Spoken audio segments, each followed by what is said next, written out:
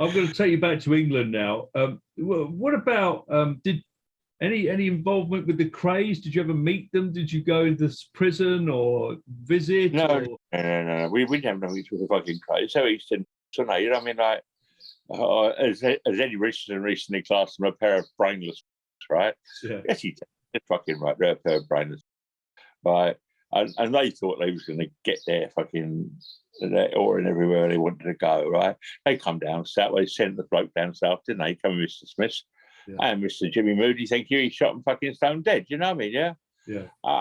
They went up to fucking Newcastle and they was put them back on the next train. You know, nobody wanted them outside the East End because they were no. They were nothings, and I mean, don't forget, I was alongside with Charlie Richardson. I knew Fred Foreman in the early days when he had the hotel and all that there. I mean, they were the enemy. Yes. Ultimate enemy, right? Yes. We didn't want to do with him, for fuck's sake. And so I had no assertions to have anything to do with them or the East End. I didn't even like crossing the river. Really? Not for many. Even quite right through to the 80s, I was still worried about crossing the river, you know? Really? Start over there and dart back. Well, the thing is, right, I was a big flash, noisy, loud, right? Okay, that's right. I swear. That's right. And I'll be put up with some big tasty moat outside of the pub and going there. Nobody knew the fuck I was, right? So all of a sudden I'll be a course of attraction, and the next thing I know I'm in trouble. Yeah. But south of the river, everybody knew I was. Yes. It was lovely. I walk in any pub and they just like, oh, it's Charlie Breaker, oh, it's the Breaker, blah blah, and kiss me and hug me, you know. Yeah. So that's why it was. So did you went to the Kray funeral? What was that like? It was a case of total respect for a deceased person, even though they're an old enemy, right? Yes. And I mean, when they buried Joe, the same thing as the East End people turned up and showed their respect for him, right? Huge funeral, huge. The crowd was over there to go and see him and show respect from South London, right? And so we've gone over there, little crowd, 40 of us, 50 of us, I can't remember. The big crowd. And all the wannabes already all jumped in, and we got limos and cars and everything. We got over there, right? And Kate Kray is like running the show, but she like organising which security and everything, who's allowed in the church, right? Hey, we weren't, right? Well, it ain't no problem, right? It's only a little church. So we went round to the gates to walk in the cemetery, right? So we could meet the church right next to the cemetery. And we went to the cemetery and the gates are locked. The gates are locked, the public cemetery. Why? On the gates was Stilksy. Yes. Stilks. Yeah. I love Stilksy. He's one of the loveliest people I've ever met in my life. Love him. And Stilksy's on the gate. And I walked up, I said, what the fuck's going on, Stilksy? A couple of people with me, Big John Daniels was there, Courtney's there, a few others are there. And I said, what the fuck's going on, Stilksy? He says, it's my orders. I'm not allowed anybody in. Anyone's allowed in, the one that comes in from the church. I said, it's a public fucking cemetery, man. Yeah. You know what I mean? Well, we can or fucking can't go in there. Yeah. He said, well, security's here to do it. I said, who runs security? So he said, a guy called Jacko. Right. So they've all got right. So, yeah. So I won't want to talk to that fucking Jacko, right, or whatever. Yeah. So he said, no, I'll talk to him. What do you want to do? I said, pretend to come down and get his ass down there, one of a fucking little dicky bird in his shell, right? Yeah. So he's come down and we walked up the road with him 100 yards and walked back. By the time we walked back, the gates were open. Yeah. I mean, it was mad to try and stop people going in. I mean, that's ridiculous. That's why Kate Kray, right? Yeah. Some time went past and I was in the Park Tavern, what now? And Silksy coming in. I love to see him when he comes. He's a lovely man. Yeah. And he's coming, he says, Kate Kray sent me to see you. I said, what? Yes. At me? What's she want to see me for? She says, she's writing a book called Hard Bastard. She wants you in it. Right. I said, I'd do anything for you, but I would nothing for that book because I don't like her, right? Yes. He turned us away from a funeral, from a cemetery ground. What do you call it? Crematorium, right? No, what do you call that? Yeah. Cemetery. Then she turned us away. I said, we travelled for 3 hours across London to show our respects to her husband. Yeah. And she won't let us come in and show us our respects. Yeah.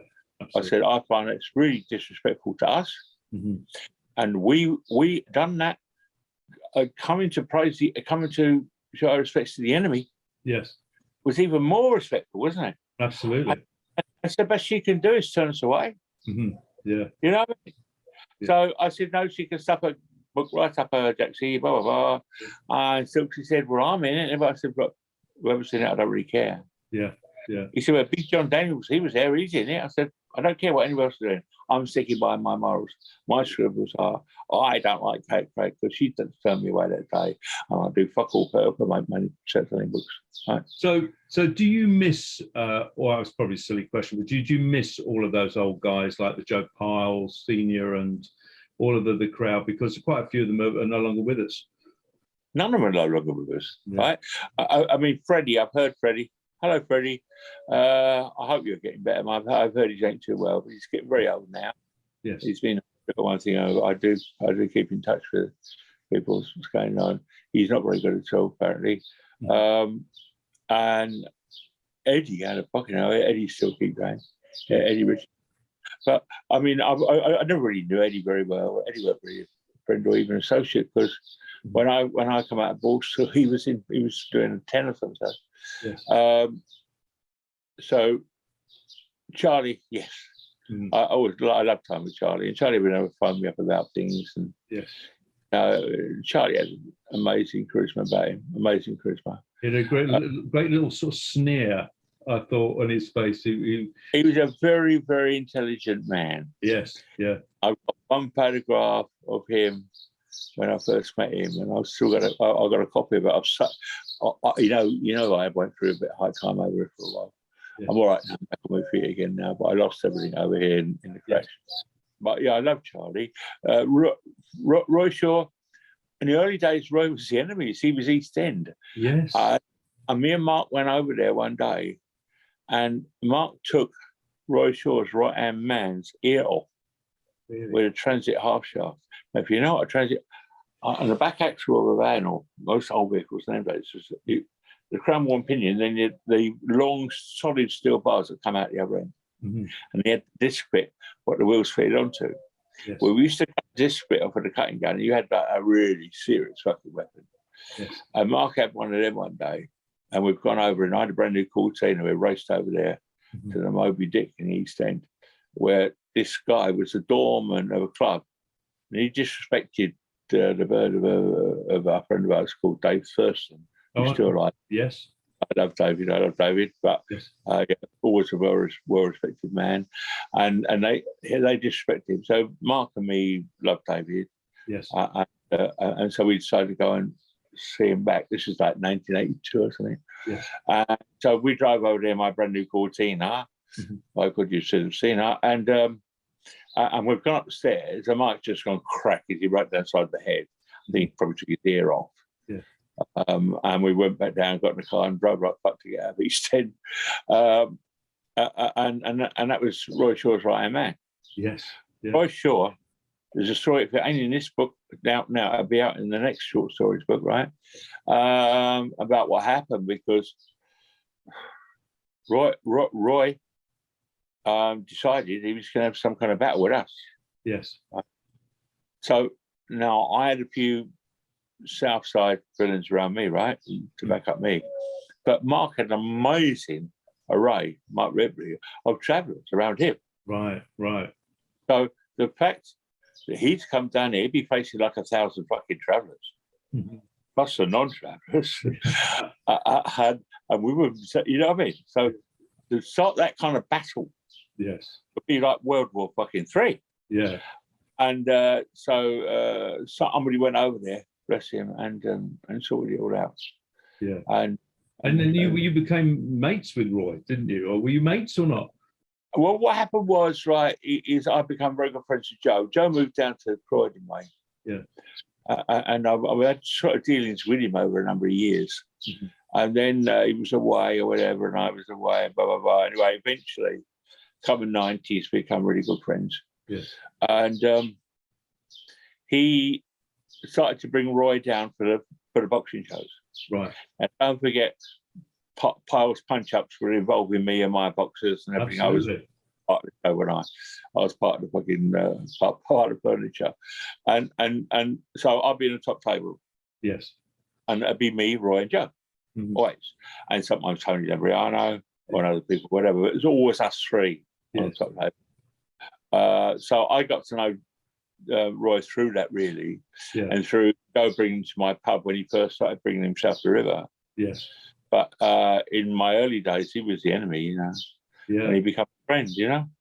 Did you ever see any? Did you? I don't know if you ever saw him fight. Did you see him any of the Lenny Mclean stuff or anything? I was banged up, right? And when I come out, it was all the talk, right? Yeah. About the trio, the trilogy. Yes. Because some people even say that the first fight never happened because there's no film of it, but it did, obviously. I had a copy. Yeah. He actually got the copy from me to make his video with, right? Okay, it was my copies. They're my black and white shitty old films. Right. My film. Right. Done a video sponsored you, but there was my films he was using, right? Yes. What I have on VHS said, well, then too. But when I come out, it was all the thing, right? A mate of mine, Tony Robinson, he had the videos, right, of it, all of them. Yeah. And he was like the boy in the know, the boy, he was involved with everybody and blah, blah, blah, blah. And everybody knew he was. And I had a few bucks tucked away when I came out.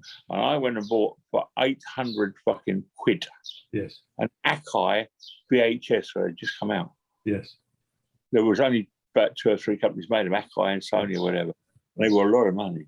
Yeah. And Akai was the best one you could buy. And I flashed for this Akai for 800 fucking quid. Yeah. And then I got these videos off of him and I copied them on my Akai. VHS. So I had copies right from the beginning, from the 70s.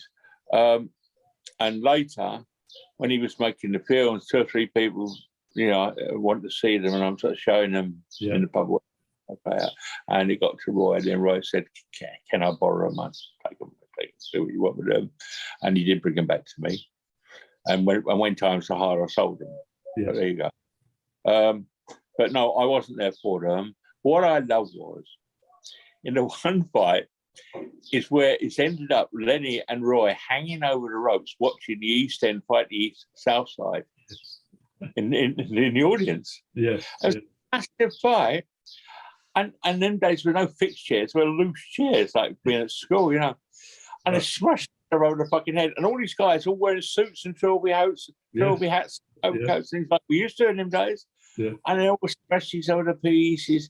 It's so funny. And Roy's going, "Yeah, go on, Jimmy, go on."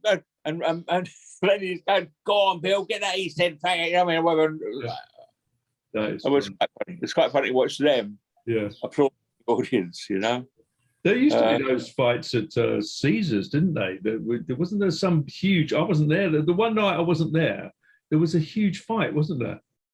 Yeah, I was there. I never missed any, really. I was there. What happened was there was a boy from Mitcham, right, who Joe had got involved with, and they had a boy fighting. Yeah. And he was fighting some boys from Croydon, and they both had their own little gangs there, and they knew each other. They knew who they were. And I was sat there, top of the fucking table with what's his face, Mr. T, right? Yes, I know, Mr. Big T. Was there. Mr. T was there. I was there. My missus was there. Joe was there. Thurston was there. Whatever. Right? Okay. And what's happened is, somebody said, "Why don't you some of these boys come and try and influence these lot and shut them up, right?" Because they were taking no notes of the bouncers. Yeah. The Burns brothers, bless them, loved them too. Yeah. Mr. Who's got a great guy. He come and see me over here, David. Right. I can't remember who was on the tour, but I remember the Burns brothers more than anybody else. And they weren't taking notes of them. So Roy, me, and Dave Thurston, right? And I looked at Mr. T, and Mr. T said, "I'll look after the women." Yeah. So we left Mr. T looking after the women. Well, me, Dave, and Roy went up there and said, "Look, boys, for fuck's sake, you guys, you know what I mean? Do you really want to upset us?" Yes. And they clamped down, and then they got thrown out back door, basically, by the security.